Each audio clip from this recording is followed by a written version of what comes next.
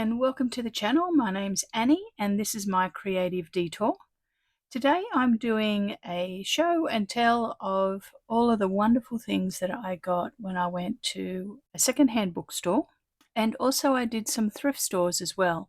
Now a few weeks ago I talked about this and asked if anybody was interested in seeing some of the things that I got, and I had some comments asking me to show them. So this is the video to show the thrift haul and the secondhand book treasures. So let's have a little look at the bounty. I'll break it up into 3 sections. I'll do the secondhand bookstore first.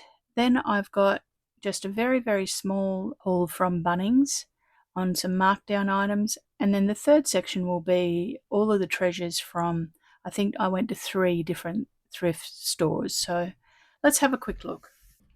Okay, so here we have the bounty from the secondhand bookstore. I'll just push them to the side.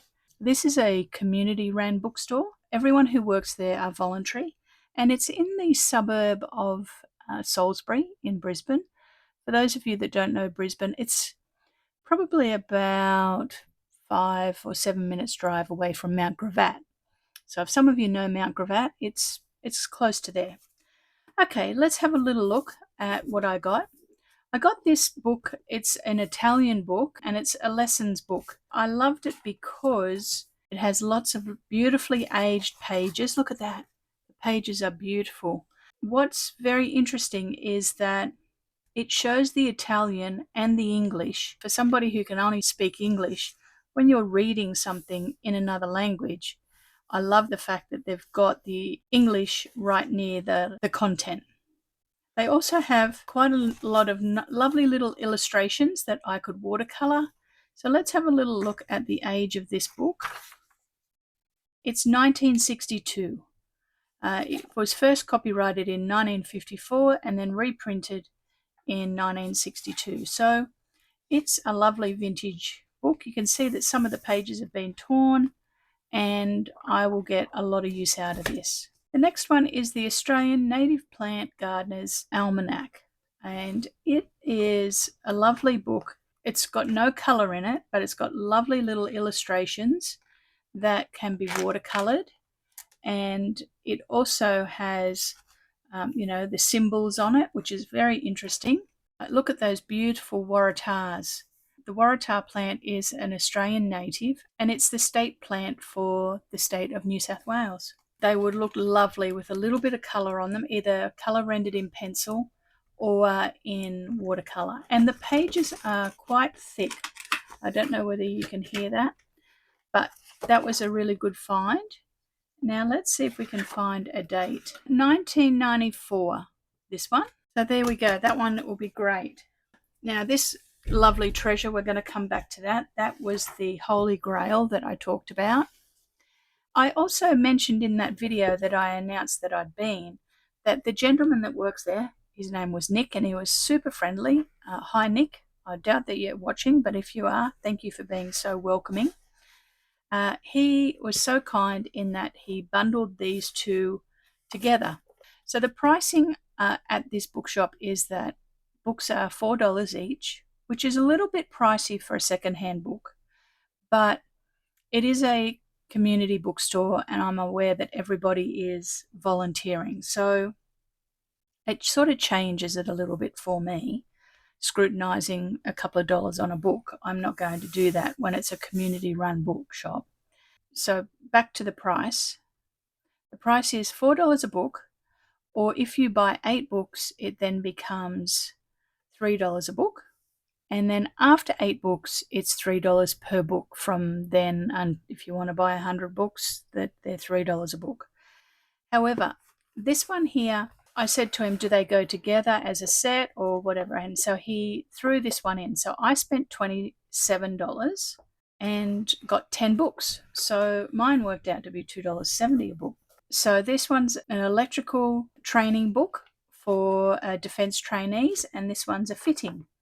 And it's got lovely water staining, text that has been typed on a typewriter, and then lovely little illustrations and tables and gadgets and tools and little illustrations that I could color if I wanted to.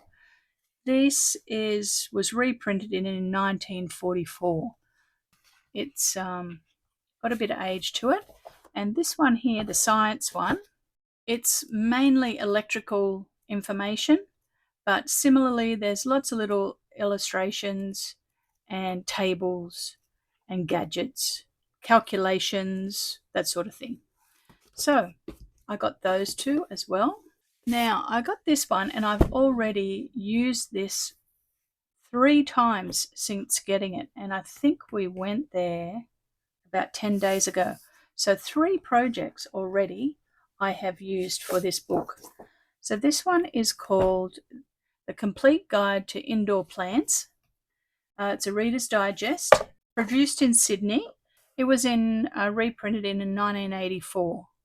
Now there were some treasures in it. So it's got a few bits of pressed flowers in it, but the illustrations in this are beautiful. So at the back, it has some information about leaves and bugs, different types of,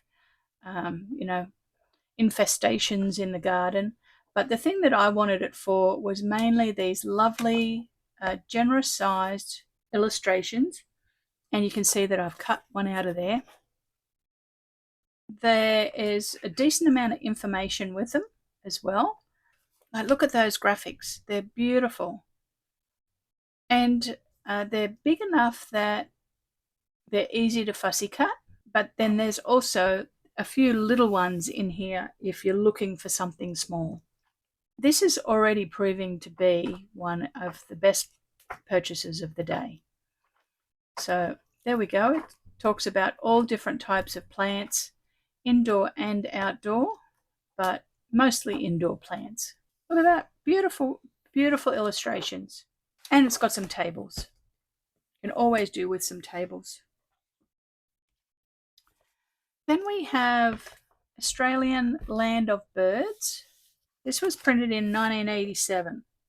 Unfortunately, this has got glossy paper, but the reason I wanted this one was because not so much for the big birds, but for all these little bird images that I could fussy cut out the bird if I want to. And there's pages and pages and pages of them, all different species. The size of the images are the key for me of why I was drawn to it. The shininess of the paper is not ideal, but I can work with it. I can put a little bit of medium onto it of some sort and pull it back. Now, for those who are regulars, you'll know all about this. If you're new, welcome.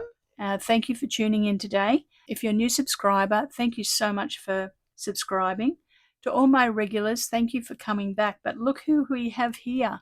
For the regulars, you will have seen my video maybe about a month ago when I did a full deck challenge card, so altered playing card of a bowerbird. And it's the satin bowerbird. And here he is. Look, he's collected all of the blue pegs and blue things. And there's his bower. And you can see how he has a little bit of blue around his eyes. He has blue eyes and some blue on his beak. I wished I had this image when I was talking about our bowerbird, but he is a character. So if you haven't seen that video, go back and watch it because it's very entertaining. All of the things that I stacked on the card that were blue that he would have picked. So some lovely images of birds, lovely colours, hundreds and hundreds of them. I'm never going to need another bird image, I don't think, ever. However, I did get another book with birds in. So this one's called Birdscaping Your Garden. Let's have a look at when this one was produced.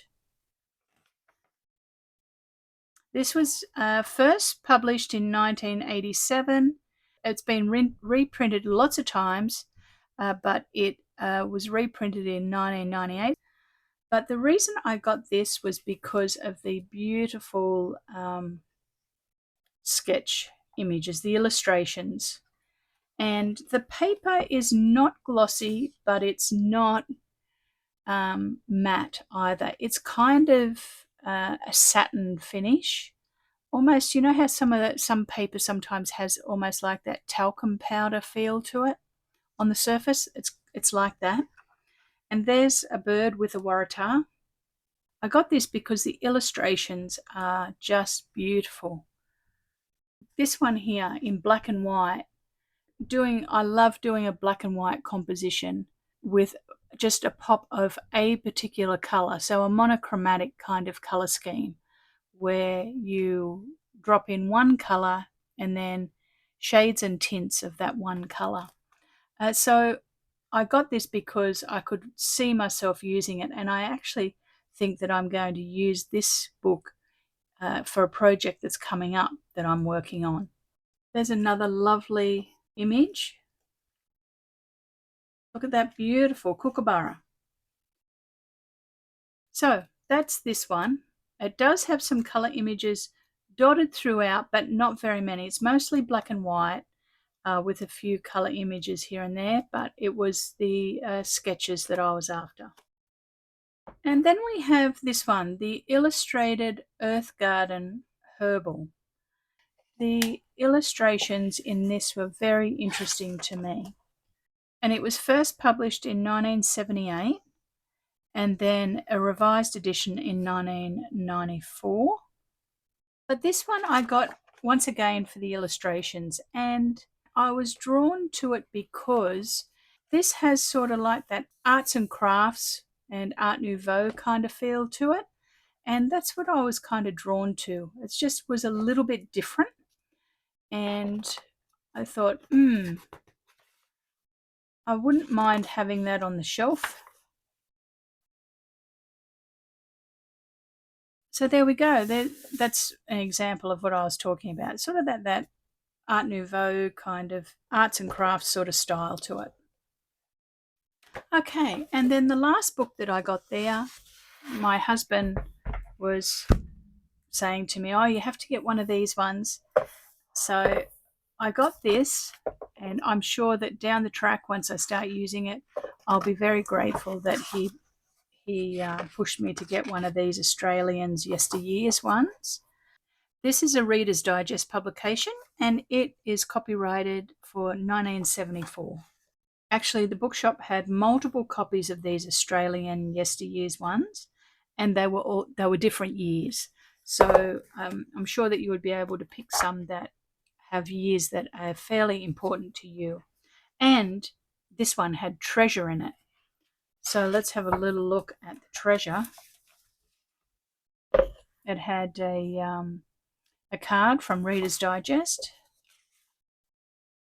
And look at this lovely poster. Now this says 1991. Okay, I've just had another look at this. It is copyrighted in 1974, but it was printed again in 1979. And I think that's the latest date that I can find. This little piece of treasure that is in the back is obviously from another time. But look at this lovely piece of treasure. It's a poster, and it's got wonderful typography on it. So don't you love it when you get a little bit of treasure in the back of a book? Pop it back in there. I just need to remember that it's in there. Now this has lots of wonderful images in it. It has time scale of significant things that happened through the years, which is very interesting. It's got some wonderful graphics in it. And then it's got some snippets out of newspapers, some absolutely fabulous advertisements for all different types of things. Look at those. I'm sure it'll come in handy. Look at these ladies in their outfits, the Edwardian fashions. Great resources. Then we go into information about the beginning of the aeroplanes and ships and transportation, cars, traveling, sailing, sports, cartoons. Look at these some of these are cartoons that are in newspapers of the past. Lovely advertisements. So yes, it has some wonderful things in it, and I'm so pleased that he popped it in the pile. So there's that one, and then let's have a look at the very last book that I got there, The Holy Grail. I managed to get an Edith Holden, The Country Diary of an Edwardian Lady. Now, for those of you that do junk journaling, this is, for a lot of you, the book that you'd like to get your hands on. And I cannot believe, even now, I cannot believe that there was one there. For those of you that didn't watch the previous video where I talked about my husband finding it, I'll fill you in with how this happened. On our way to going to I'll flick through while I'm talking so you can see it. I'm going to be distracted by the illustrations for sure, but I'll try my best to stay focused on the story. So I found this bookshop online because I'm probably going to miss going to the Lifeline book fair that's coming up in June. I thought I'd really like to go to a bookstore because I've got a few projects that I'm working on at the moment and I needed more resources. So I searched online and I found the place at Salisbury. And it's called Salisbury Community Bookstore, something like that. I'll put a link in the description below for those of you that live locally and would like to go, or if you're visiting Brisbane and you'd like to call in. But I gave my husband a brief in the car. I explained to him the things that I was looking for, and I didn't know anything about the business. I didn't know what it was about. I didn't know whether the books were going to be expensive or not. I told him what I was looking for, that I was wanting illustrations, mainly, books with illustrations with any kind of plants, didn't matter what sort, indoor, outdoor, shrubs, herbs, flowers, I didn't mind. I just needed plants. I'd like birds, and I'd like technical kind of information like graphs or charts or mathematical equations or something like that. But ideally, if we did nothing except find some plants, even if it had some insects on it or whatever, plants and birds, that would be great. So anyway, we go in and we are blown away straight away. And we just go to the gardening section. Initially, the gardening section was stacked up and some of the books were stacked on top of each other. So my husband he got down on his hands and knees and he started pulling things out. So he's pulling books out, putting them up on the bench for me to have a flick through. I was standing at their bench having a look. And so I was yes, no. Anyway, a few of the ones that we bought, I said, yes, yeah, I'll put that to, so I'll put it in the pile and I'll decide. Well, then the next minute he pulls out, oh, you might like this one. And he pulled it out and he said, do you like this? Well, I actually screeched.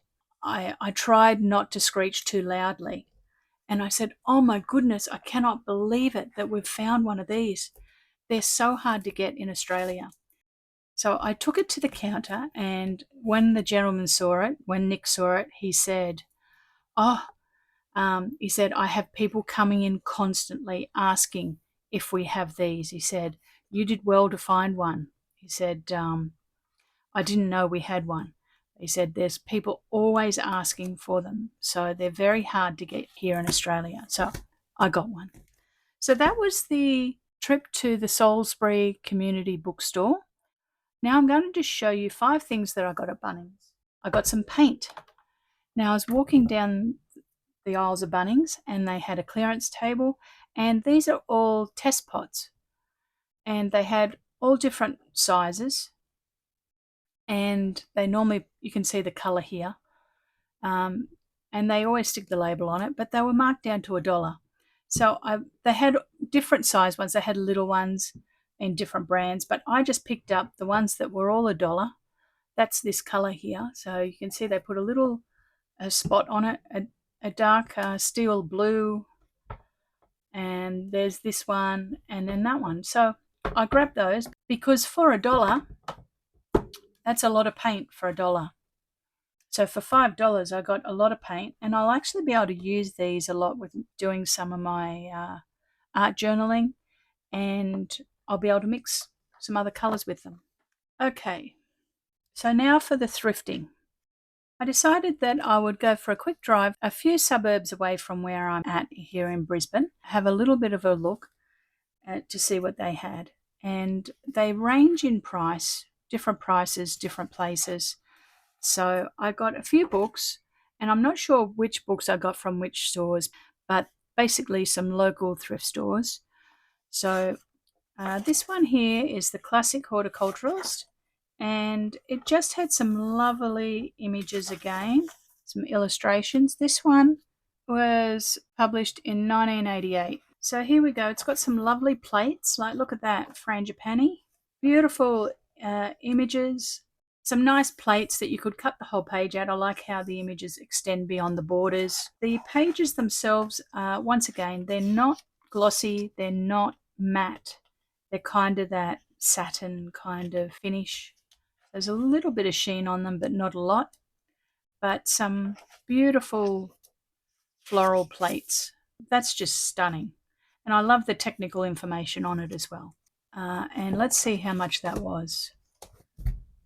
$2. So a little bit cheaper than the bookstore.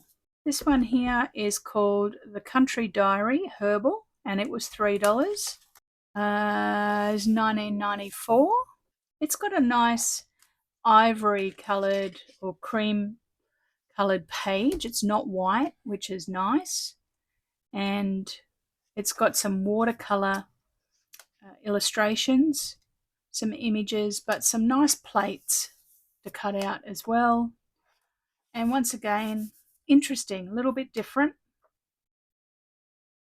So I grabbed that. Look at that image. That's beautiful. That'll look lovely in a junk journal.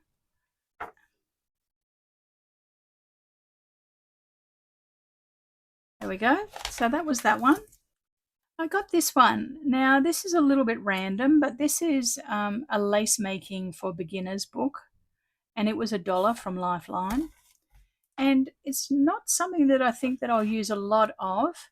I didn't mind some of these.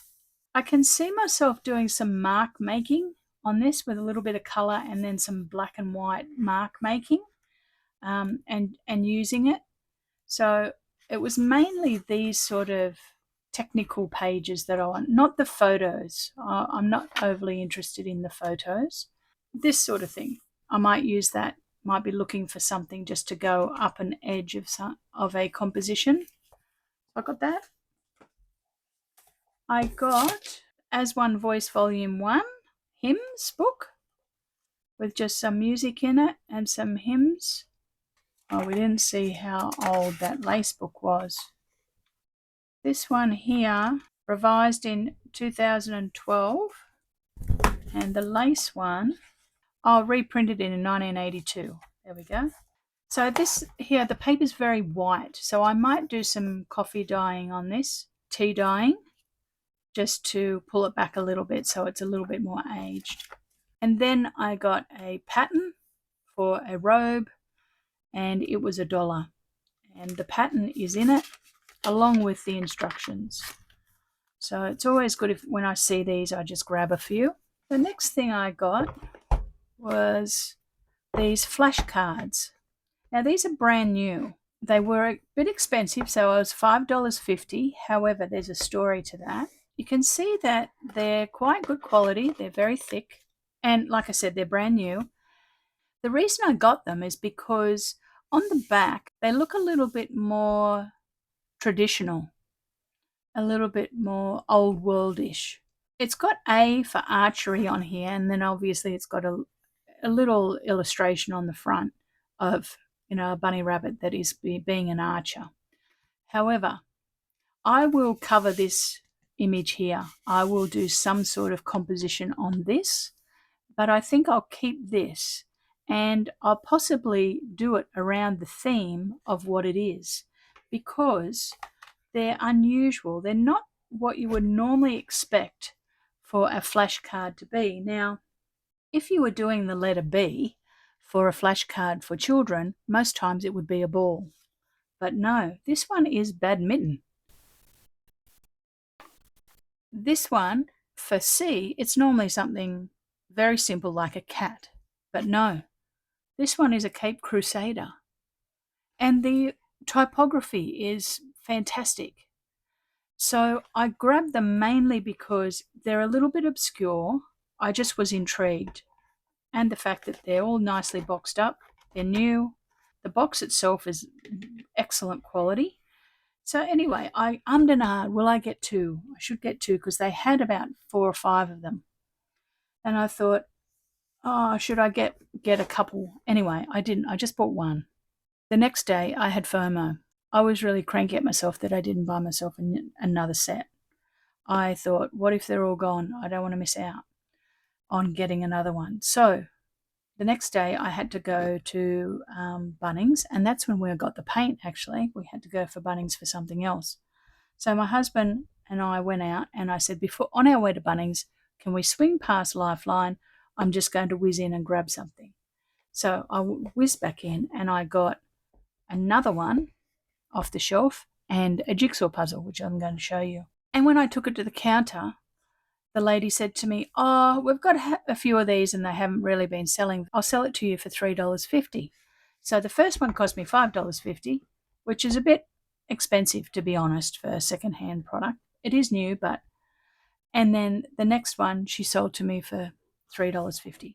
So I ended up getting two for $4.50 each, $9. So that was good.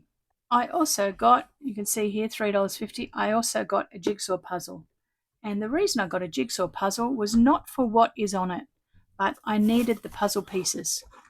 I needed some puzzle pieces to do my next full deck challenge. So I've pulled out some and I'm going to be doing my next full deck challenge on these puzzles. So I wanted the puzzle pieces purely for the puzzle. I'll be covering up the image. The next thing I got was, sorry about the glare, was a pack of tissue paper. 100 sheets of tissue paper for $3.50. I just thought, oh, I can't leave that. You always need tissue paper, but I've got a lot, so I've got that. The next thing I got was a travel Scrabble game, and to be honest, this was a little bit expensive. I mainly got it for the Scrabble pieces, and they're very small.